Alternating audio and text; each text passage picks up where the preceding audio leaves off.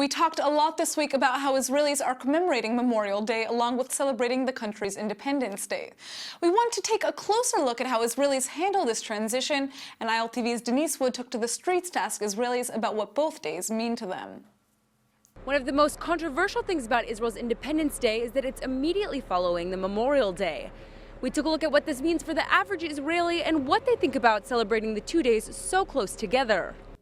On Wednesday morning, Israelis stood in silence to honor the fallen soldiers and terror victims who have died since the state's founding in 1948. This year, the country is mourning 23,447 Israelis. And as you can imagine, it's a very difficult and emotional day for a lot of people. זה יום הזיכרון, זה יום שבו הכל נעצר ושום דבר כבר לא חשוב, פתאום נעצרים וקופים.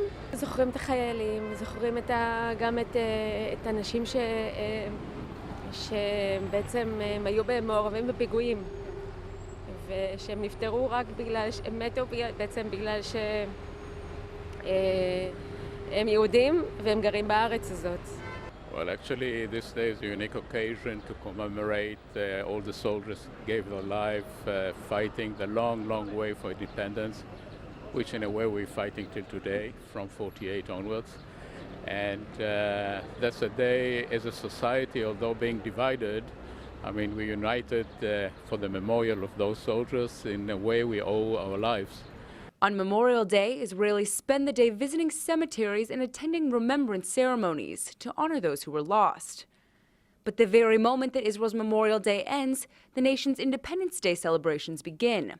For some, the shift can be very abrupt. אני אחות באיכילוב, אז הייתי בעצם בחדר מיון ברגע שהגיעו פצועים מפיגועים וטיפלנו בהם, וחלק גם מתו.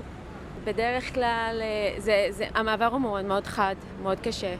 Of course, those families who gave the dearest prize and they are mourning the children, I suppose who won't be celebrating tonight, but as a nation, there's a combination between sorrow and keeping the life and celebrating.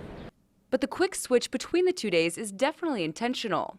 So we thought we would ask Israelis, if the shift is so difficult from a day of mourning to a day of celebration, why do they do it?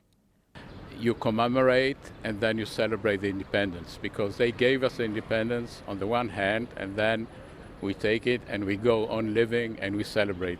The complexities of Israeli society are all brought to the forefront in these 2 days, which celebrate a Jewish homeland and Israel's freedom, but also acknowledge the difficulties that Israelis face in maintaining that freedom. Israelis say that while war and death are a part of their past, they hope it won't be a part of their future. War is an ugly business, and let's hope we won't have it again. And if we don't have a choice, we don't have a choice, but let's speak about peace and try and achieve peace, because the price of war is very, very dear. So there you have it. Israelis say celebrating these 2 days together is very difficult, but it's also what makes Israel Israel. This is Denise Wood for ILTV.